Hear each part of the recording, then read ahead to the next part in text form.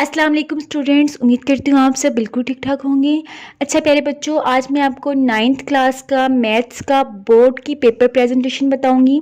ये मैंने पूरा लाहौर बोर्ड का एक क्वेश्चन पेपर है जो सॉल्व किया है। क्वेश्चन पेपर मैं साथ अटैच कर देती हूँ, वो आप देख सकते हैं। तो प्यारे बच्चों, सबसे पहले हम ऑब्जेक्टिव करेंगे। ऑब्जेक्टिव करने के बाद जो चेकर्स है वो हमें आंसर शीट देंगे। आंसर शीट बोर्ड के पेपर्स में इस तरह की नहीं होती। ये पेपर्स मैंने आम लोकल मार्केट से ख़रीदे हैं। नेक्स्ट पेपर की जो प्रेजेंटेशन है मैं इंशाल्लाह बोर्ड की आंसर शीट पे बनाऊंगी। अच्छा, जो आंसर शीट होती है वो कुछ इस तरह के पेजेस होते हैं जो फाइल टाइप बनी होती है और उसमें यहाँ पे पिन्स अटैच होती है। मेरे पास वो वाली पिन्स नहीं थी तो मैंने कॉमन पिन से काम चलाया है। अच्छा, तो प्यारे बच्चों, सबसे पहले हम ऊपर सब्जेक्टिव की हेडिंग देंगे और पार्ट 1 लिखेंगे। ठीक है, पार्ट 1 शॉर्ट क्वेश्चंस का होता है और पार्ट 2 लॉन्ग क्वेश्चंस का होता है, जैसा कि आपको साथ पेपर मैंने अटैच किया है वहाँ से नज़र आ रहा होगा। फिर हम देंगे क्वेश्चन नंबर 2 की हेडिंग। क्वेश्चन नंबर 1 MCQs का और क्वेश्चन नंबर 2 उसका होता है शॉर्ट क्वेश्चंस का। तो आप देखें कितने शॉर्ट क्वेश्चंस हैं। क्वेश्चन नंबर 2, क्वेश्चन नंबर 3 और क्वेश्चन नंबर 4 ये शॉर्ट क्वेश्चंस की हैं और क्वेश्चन नंबर 5 से लॉन्ग क्वेश्चन स्टार्ट होते हैं। तो सबसे पहले हमने क्वेश्चन नंबर 2 के सारे जो पार्ट्स हैं वो सॉल्व करने हैं। क्वेश्चन नंबर 2 का सबसे पहले अगर आपको पार्ट 1 आता है तो आप वो देंगे। जो शॉर्ट क्वेश्चन आपको आता है सबसे पहले आप वो सॉल्व करेंगे। ठीक है, सबसे पहले मुझे डेफिनेशन आती थी तो मैंने डेफिनेशन लिखी। डेफिनेशन के लिए ऊपर आपने हेडिंग लास्ट भी देनी है जिस चीज़ को आप डिफ़ाइन कर रही हैं। डेफिनेशन ज़रूरी नहीं है आप बिल्कुल दरमियान में करके लिखें, क्योंकि हमने पेपर का जो लेंथ है उसका भी हिसाब रखना है। ठीक है, मैथ के पेपर में पेपर्स कम ना पड़ जाएँ, इसलिए मैंने डेफिनेशन को दरमियान में नहीं लिखा, बल्कि जो चीज़ें अंदर हाईलाइट करनी थी उसको मैंने हाईलाइट कर लिया। जैसे 1 और I, इसको मैंने हाईलाइट करना था और मैंने ब्लैक मार्कर 604 से हाईलाइट किया है। मेन हेडिंग मैंने 605 से दी है। सारी मेन हेडिंग्स मैंने 605 से दी है। ब्लैक अलाउ होता है, आप यूज़ कर सकते हैं, लेकिन अगर आप नहीं यूज़ करना चाहते तो आप उसकी जगह ब्लू भी यूज़ कर सकते हैं। अच्छा प्यारे बच्चों, नेक्स्ट मैंने एग्जाम्पल देनी थी तो कम से कम आप कोशिश करेंगे 2 एग्जाम्पल्स लाजमी लिखी। मैंने 2 एग्जाम्पल्स लिख दी। अब नीचे मेरे पास स्पेस थी, यहाँ से मैं पार्ट 2 नहीं स्टार्ट कर सकती थी क्योंकि स्पेस काफ़ी कम थी, तो इसलिए मैंने कोशिश की कि पार्ट 1 से अपनी एक्स्ट्रा कुछ लाइंस लिखी और यहीं पे पार्ट 1 को मैंने ख़त्म किया और नीचे मैंने एंडिंग लाइंस ड्रा की।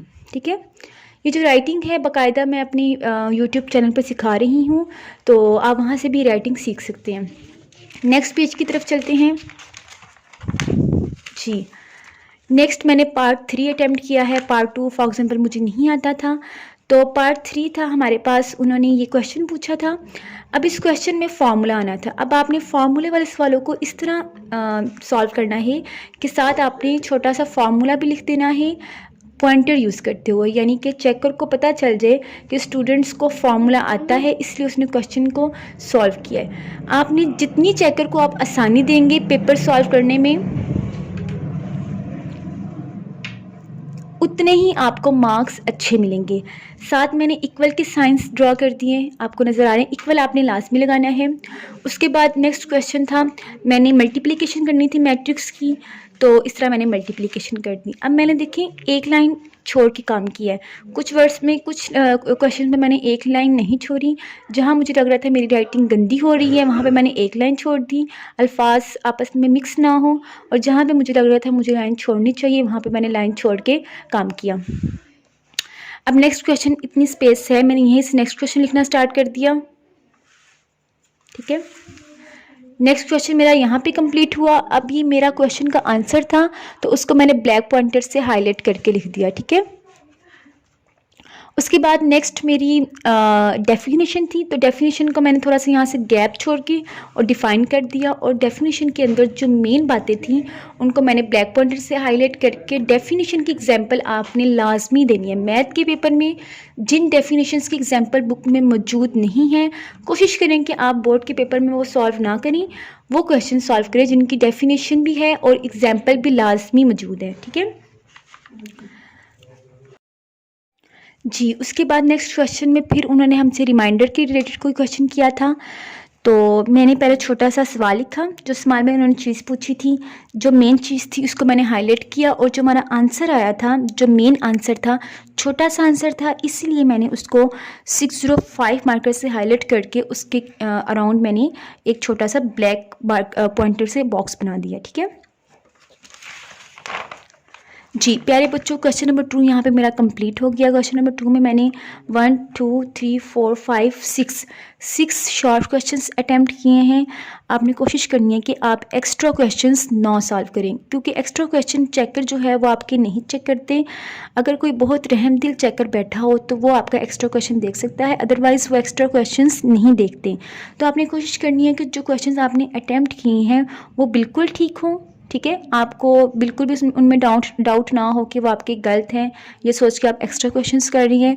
इसलिए पहले 6 क्वेश्चंस आपके बिल्कुल ठीक होने चाहिए, और अजाफी क्वेश्चन आपने उस सूरत में करना है जब आपको लगे कि आपके जो टाइम मैनेजमेंट है वो बहुत ज़बरदस्त है।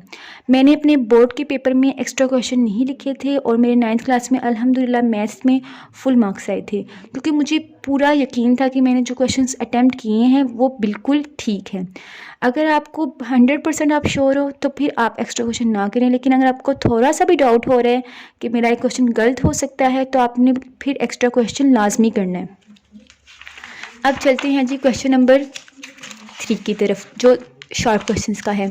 क्वेश्चन नंबर 3 मेरा पार्ट 2 जो मुझे पहले आता था मैंने वो सॉल्व किया है। अब देखें, इसका जो क्वेश्चन था वो छोटा सा था, इसमें मैंने सोल्यूशन सेट फाइंड करना था। आई थिंक ये चैप्टर नंबर 7 में है, आप बुक से देख लीजिएगा। अच्छा, सोल्यूशन सेट फाइंड करना था, जो 2 पार्ट से मैंने दरमियान में लाइन ड्रा की और इस तरह क्वेश्चन को सॉल्व किया। ठीक है, फिर इसका मैंने चेक भी फाइंड करना था, तो मेरे चेक में भी 2 पार्ट्स में इसको डिवाइड किया, दरमियान में एक लाइन ड्रा की और सोल्यूशन सेट मैंने निकाल लिया। ठीक है, अब अगर मैं इसके नीचे भी लाइन लगाती हूँ ना तो वो थोड़ी खिचड़ी सी बन जानी थी, इसलिए मैंने इसके नीचे लाइन नहीं लगाई। नेक्स्ट क्वेश्चन मैंने यहाँ से लिखना स्टार्ट कर दिया, क्योंकि चेकर को इतना तो अंदाज़ा हो गया होगा आपका पेपर शुरू से चेक करके कि स्टूडेंट का क्या क्राइटेरिया है, वो किस तरह का पेपर सॉल्व कर रहे हैं। नेक्स्ट क्वेश्चन फिर डेफिनेशन से रिलेटेड था। अब प्यारे बच्चों, यहाँ पे एक अहम बात मैं आपको बताती चलूँ, अगर आपके पेपर में आपसे गलती से कोई चीज़ गलत लिखी जाए, अगर आपने पेन से लिखा है या मार्कर से, तो उसको आपने इस तरह क्रॉस करना है। किस तरह का मैंने क्रॉस किया, मैंने ब्रैकेट लगाई और छोटा सा क्रॉस। अब आपने इस तरह नहीं करना कि ये ब्रैकेट आप मार्कर से लगा रही हैं या फिर पॉइंटर से प्रोमिनेंट कर रही हैं, इस तरह नहीं करना। आप बिल्कुल हल्की सी ब्रैकेट लगाएं, हल्का सा क्रॉस के चेकर को ये चीज़ नज़र ना आए। अच्छा, इस डेफिनेशन की कोई एग्जांपल नहीं थी तो मैंने थोड़ी सी एक्सप्लेनेशन कर दी ताकि मुझे 2 नंबर पक्के मिल जाएं। ठीक है, आपने अपनी तरफ से ज़्यादा सा लिख के लाना है, यानी कि अपनी तरफ से 100% आप श्योर हो कि आपने सही लिखा है। अब जब मैंने ये डेफिनेशन लिखी ना तो मुझे लग रहा था मुझे 2 नंबर नहीं मिलेंगे, तो थोड़ी सी एक्सप्लेनेशन मैंने लिख दी। उसके बाद नेक्स्ट क्वेश्चन बहुत छोटा सा था, जिसके नंबर पक्का मुझे मिलने ही थे, तो मैंने साथ छोटा सा स्केल ड्रा कर दिया ब्लैक पॉइंटर से, और जो क्वेश्चन था उसको मैंने 604 मार्कर से लिखा। अब प्यारे बच्चों, जितनी भी मेरी सब हेडिंग्स हैं ये मैं 604 मार्कर से लिख रही हूँ, और जो मेरी मेन हेडिंग्स है ये मैं 605 मार्कर से लिख रही हूँ। इस पे ऑलरेडी वीडियो मौजूद है चैनल पे, आप वो वीडियो देख सकते हैं जी। Next question I think chapter number 6 में से आया है जी। चैप्टर नंबर 6 में से शॉर्ट क्वेश्चन आया है। अब देखिए, मैंने यहाँ पे क्या गलती की, मेरे इक्वल बराबर नहीं आ रहे, तो आपने कोशिश करनी है कि आपके जितने भी इक्वल्स हैं वो सारे बराबर हैं, और जो आखिर में सोल्यूशन सेट है आप उसको इस तरह हाईलाइट करके लिख लें।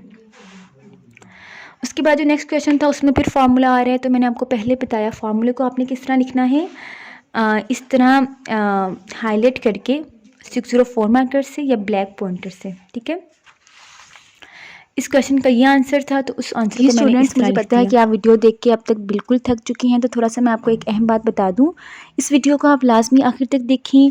एक तो मेरा वॉच टाइम इंक्रीज़ होगा, दूसरी बात ये कि जब आप अच्छी तरह पेपर प्रेजेंटेशन और राइटिंग को देखेंगे तो आपको काफ़ी अंदाज़ा हो जाएगा कि पेपर आप कैसे सॉल्व करेंगे। ठीक है, और जल्दी से चैनल को सब्सक्राइब कर दें, और इतनी देर आप नीचे कमेंट करके बताएं कि नेक्स्ट वीडियो किस चीज़ से रिलेटेड होनी चाहिए।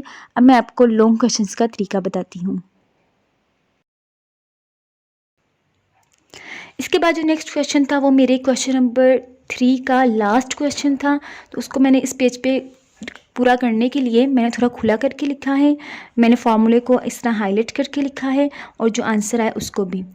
आगे जो क्वेश्चन नंबर 4 होगा वो भी क्वेश्चन नंबर 4 भी शॉर्ट क्वेश्चंस का है, उसको मैंने अटैम्प्ट नहीं किया, मैंने आगे लॉन्ग क्वेश्चन अटैम्प्ट करना शुरू कर दिए। प्यारे बच्चों, जितना भी शॉर्ट क्वेश्चन का तरीका था मैंने अच्छी तरह उसको एक्सप्लेन किया है। मैथ के पेपर में मैं बार बार बता रही हूँ, आपकी राइटिंग अच्छी होनी चाहिए और आपका मटीरियल अच्छा होना चाहिए। ज़रूरी नहीं है कि आप सेम टू सेम ऐसी पेपर प्रेजेंटेशन करके आएँ, आप बस आपका मैथ का पेपर सही हो, क्वेश्चन से इतना सॉल्व हो, आपने प्यारी प्यारी राइटिंग से लिखा हो, खिचड़ी या गुचूमर टाइप कोई चीज़ ना बनाई हो। अब चलते हैं जी हम लॉन्ग क्वेश्चन की तरफ। लॉन्ग क्वेश्चन का पार्ट 2 होता है। क्वेश्चन नंबर 5, आपने लॉन्ग क्वेश्चन में से 3 लॉन्ग क्वेश्चंस अटैम्प्ट करने होते हैं और क्वेश्चन नंबर 9 जो थ्योरम्स का होता है वो लाजमी अटैम्प्ट करना होता है। तो क्वेश्चन नंबर 5 मुझे आता था, मैंने उसका पार्ट ए पहले सॉल्व किया है, चैप्टर नंबर 1 की एक्सरसाइज नंबर 1.6 में से ये आया है। इस क्वेश्चन को सॉल्व करने का ये तरीका है, ये एक्सरसाइज बहुत इंपॉर्टेंट है। अगर आप चाहते हैं कि मैं आपको मैथ के इंपॉर्टेंट शॉर्ट क्वेश्चंस और लॉन्ग क्वेश्चंस का बताऊं तो नीचे वीडियो के नीचे कमेंट करके बताएं कि मैथ की किस चीज़ की आपको समझ नहीं आ रही, तो इंशाल्लाह मैं उससे रिलेटेड भी वीडियो बनाऊँगी। अच्छा, इस क्वेश्चन में मैंने फार्मूला था छोटा सा, उसको मैंने हाईलाइट कर दिया। उसके बाद मैंने इस तरह क्वेश्चन को सॉल्व किया, ठीक है। और फिर यहाँ पे सारे क्वेश्चन को मैंने देखिए कितना प्रोमिनेंट करके अल्फाज को लिखा हुआ है। मेरी राइटिंग ज़रा इस तरह के मैं ज़रा खुला खुला लिखती हूँ, तो इसलिए मैं यहाँ पे एक लाइन छोड़ के लिख रही हूँ। अगर आपकी राइटिंग छोटी है, देखिए हर स्टूडेंट की अपनी राइटिंग होती है, अपना हिसाब होता है, तो आपने पेपर को उसी तरह सॉल्व करना है जिस तरह आपको अच्छा लग रहा है, ठीक है। मैंने ये राइटिंग प्रैक्टिस करके सीखी है, आप भी पेपर से पहले इस चीज़ की प्रैक्टिस करें और फिर बोर्ड का पेपर इस तरह अटैम्प्ट करें। अब प्यारे बच्चों, ये लॉन्ग क्वेश्चन था। लॉन्ग क्वेश्चन 4 नंबर का होता है या आई थिंक 3 नंबर का होता है। तो लॉन्ग क्वेश्चन का जो आंसर है वो मैंने देखिए किस तरह प्रोमिनेंट करके लिखा है कि चेकर को मेरा सारा सवाल पढ़ना ना पड़े, बस वो मेरा आंसर देखे और मुझे नंबर दे दें, क्योंकि हमें अपने नंबर चेकर से निकलवाने हैं ज़बरदस्ती।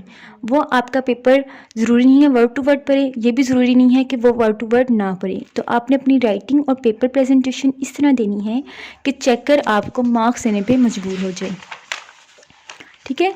मैं बार बार बताती हूँ, ये राइटिंग और पेपर प्रेजेंटेशन उन स्टूडेंट्स के लिए है जिनको सारा पेपर आता है। जिसको पेपर ही नहीं आता वो इस राइटिंग और पेपर प्रेजेंटेशन में क्या लिखेगा, वो फिर मार्क्स कैसे ले सकते हैं। अच्छा, नेक्स्ट क्वेश्चन था आई थिंक चैप्टर नंबर 2 से है। अच्छा प्यारे बच्चों, इसमें मैंने देखिए क्वेश्चन को मैंने लिख दिया क्योंकि कुछ क्वेश्चन छोटा सा था, पार्ट बी था। इतने छोटे शॉर्ट क्वेश्चंस हों तो आप उसको लिख सकते हैं। और इस तरह मैंने सारे क्वेश्चन को सॉल्व किया। दरम्यान में फिर फार्मूला आया तो फार्मूले को मैंने इस तरह हाईलाइट करके लिखा। रोशान खामोश हो जाएं जी। इस तरह मैंने प्रूफ लिख दिया और मेरा ये शॉर्ट क्वेश्चन कंप्लीट हो गया और मैंने एंडिंग लाइन्स ड्रॉ कर दी। उसके बाद मैंने क्वेश्चन नंबर 9 अटैम्प्ट कैसे कर लिया, सॉरी यहाँ पे आई थिंक क्वेश्चन नंबर 6 आना था, मैंने गलती से लिख दिया है। खैर मैं कौन सा बोर्ड का पेपर कर रही हूँ, मैं तो बस आपको सिखा रही हूँ। तो पार्ट ए मैंने सॉल्व किया। पार्ट ए में देखें ये लॉग वाले क्वेश्चन हैं 3.4 के, इक्वल मेरे सारे बराबर जा रही हैं। मैंने जहाँ पे चीज़ों को हाईलाइट करना था उन चीज़ों को हाईलाइट किया है, जो आंसर आया है उसको हाईलाइट किया है और लास्ट में मैंने एंडिंग लाइंस लगाई हैं। ये जो लॉन्ग क्वेश्चन होते हैं स्कीम के मुताबिक होते हैं, शॉर्ट क्वेश्चन भी स्कीम के मुताबिक होते हैं। अगर आप चाहते हैं कि मैं स्कीम भी शेयर करूं मैथ की तो आप नीचे कमेंट करके बताएं, मैं इंशाल्लाह स्कीम भी शेयर करूंगी आपके साथ। उसके बाद इसका पार्ट भी मैंने इस तरह सॉल्व किया है। फार्मूला मैंने यूज़ किया। ये फार्मूला ना मुझे ब्लैक से लिखना चाहिए था क्योंकि मैंने ब्लू से लिखा है तो ये अंदर मिक्स हो गया है, लेकिन कोई बात नहीं, नज़र तो आ रहा है। और इस तरह मैंने जो आंसर आया था उसको हाईलाइट करके लिख दिया। उसके बाद प्यारे बच्चों लास्ट और सबसे इम्पोर्टेंट क्वेश्चन जिसके तकरीबन 8 मार्क्स होते हैं और ये बहुत इम्पोर्टेंट है। इस पर मैंने सोचा था एक अलहदा सी वीडियो बनाऊं, लेकिन फुल पेपर प्रेजेंटेशन में अपलोड कर रही हूँ तो साथ इसमें ये भी क्वेश्चन है। इससे पहले मैं मैथ के शॉर्ट क्वेश्चंस को किस तरह सॉल्व करते हैं उसकी एक अलहदा वीडियो बना चुकी हूँ, वो भी आप ज़रूर देखें।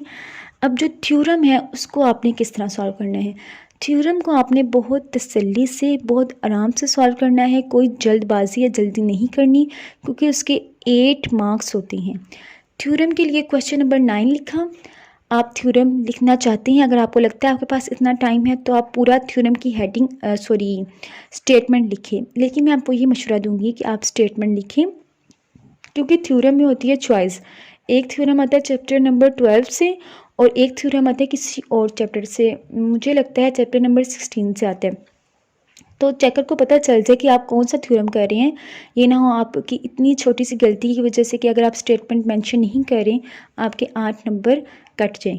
तो आपने थ्योरम लिखा, थ्योरम आपने सेम टू सेम बुक वाला लिखना है। अपनी तरफ से कोई आपने खिचड़ी नहीं बनानी है, अपनी तरफ से कोई एडिशन नहीं करना है, क्योंकि थ्योरम जो होते हैं ये सेम टू सेम आप कोशिश करेंगे बुक वाला लिखें। 8 नंबर का क्वेश्चन है, इसमें हम कोई भी अपनी तरफ से बोंगियाँ मार के ना मार्क्स को कटवाना नहीं चाहते। अब प्यारे बच्चों देखिए, मैंने जो डायग्राम थी साइड पर बनाई है और थ्योरम मैंने इस तरह लिखा है। बच्चे क्या करते हैं, डायग्राम को दरमियान में 2 लाइन ऊपर लिखी, 2 लाइन डायग्राम के नीचे, तो उस तरह हमारा पेपर भी ज़ाया होगा और टाइम भी। तो आप डायग्राम को पहले साइड पे ड्रॉ करके फिर आपने लिखना शुरू कर दें। इस तरह मैंने लिखना शुरू किया, गिवन लिखा, टू प्रूव लिखा, कंस्ट्रक्शन लिखा, और जो थ्योरम का छोटा सा टेबल होता है ये लिख दिया। ठीक है, अब मैंने जो मेन चीज़ें हैं ना वो मैंने हमेशा ब्लू से लिखनी है, और जो मेन चीज़ें नहीं है लाइंस वगैरह वो मैंने ब्लैक से लिखी। थ्योरम मेरा यहाँ पे कंप्लीट हो गया। ठीक है, ये थ्योरम नंबर 1 मैंने लिखा है, क्योंकि जो स्मार्ट सिलेबस में मैंने सुना है थ्योरम 1 और थ्योरम 4 है सिर्फ। तो ये आप थ्योरम का तरीका मैं आपको बार बार दिखा रही हूँ। 8 नंबर का सवाल है, बहुत इंपॉर्टेंट है। इसमें आपने कोई भी ऐसी चीज़ नहीं लिखनी जो आपके 8 नंबर कटवा दे, आपने इसमें 8 नंबर लाजमी लेने हैं जी। इस तरह अगर आप पेपर सॉल्व करेंगे तो इंशाल्लाह आपके 75 में से 75 मार्क्स आएंगे। इसमें थोड़ी बहुत कमी पेशी हो सकती है, कुछ गलतियां हो सकती हैं जो मैंने की हों, लेकिन मैंने अपनी तरफ से आपको बेस्ट तरीका बताया है और इंशाल्लाह आपको भी ज़रूर पसंद आएगा। और ये देखिए मैंने यहाँ पे पिन्स अटैच की, मेरे पास दूसरी पिन्स नहीं थी। आप इस पेपर को देखिए, अपने दोस्तों के साथ शेयर करें, और नेक्स्ट पेपर किस चीज़ से रिलेटेड होना चाहिए मुझे नीचे कमेंट करके बताएं। इंशाल्लाह नेक्स्ट वीडियो उस पर अपलोड की जाएगी। और परेशान आपने बिल्कुल भी नहीं होना, बोर्ड का पेपर देने से पहले अपना सारा सामान आपने पूरा कर लेना है। जो मैंने सामान यूज़ किया है, मैं तो काफ़ी सारा सामान मुझे यूज़ करना पड़ता है वीडियो बनाने के लिए, तो आपने पेपर से पहले सारी चीज़ें रेडी कर लेनी है, इंक वगैरह फिल कर लेनी है, और मार्जिन लाइंस ड्रा करने के लिए जो स्केल है उसको आपने दरमियान से, मैं आपको बार बार बता रही हूँ, कट कर लेना है, क्योंकि इससे आपका टाइम नहीं वेस्ट होगा। आप मार्जिन लाइंस, और जी ये आपको नज़र आ रहा होगा, शायद नहीं सही नज़र आ रहा है, इस पर भी वीडियो ऑलरेडी अपलोडेड है, आप वीडियो देख सकते हैं कि मार्जिन लाइंस को किस तरह ड्रा करते हैं। इससे आपका टाइम भी नहीं ज़्यादा वेस्ट होगा, और पेपर को सॉल्व करने के बाद आप आसानी से मार्जिन लाइंस भी ड्रा कर सकते हैं। और पेपर को आपने अच्छी तरह लाजमी पढ़ना है, 1-2 दफ़ा लाजमी पढ़ना है। मैथ का पेपर अगर कोई स्टूडेंट सोच रहा है कि ऐसी पेपर प्रेजेंटेशन करने के बाद आप मैथ का पेपर ही सॉल्व करते रहेंगे और पेपर कंप्लीट नहीं होगा, तो प्यारे बच्चों ऐसी पेपर प्रेजेंटेशन की जब आप प्रैक्टिस करेंगे, मैं बार बार यही बात करती हूँ, प्रैक्टिस करने के बाद आप ऐसा पेपर कर सकते हैं। पेपर से 1 दिन पहले अगर आप इस चीज़ की प्रैक्टिस कर रही हैं तो आपके लिए ये चीज़ नहीं ठीक। पेपर से 1 दिन पहले अगर आप ये पेपर प्रेजेंटेशन देख रही हैं तो आप बस कुछ चीज़ों को कॉपी करना की कोशिश करें। अदरवाइज़ आपकी जो अपनी राइटिंग है, अपनी पेपर प्रेजेंटेशन है, उसको थोड़ा बहुत बेहतर बनाएं। ठीक है, और दुआएं शायद पढ़ के जाएं, पेपर में अच्छा से पेपर सॉल्व करें, और मुझे भी अपनी दुआ में याद रखें। अपना ढेर सारा ख्याल रखें, और हाँ जल्दी से चैनल को सब्सक्राइब कर दें ताकि नई आने वाली वीडियोस आप आसानी से देख सकें। अपना बहुत ज़्यादा ख्याल रखें। अल्लाह हाफिज़।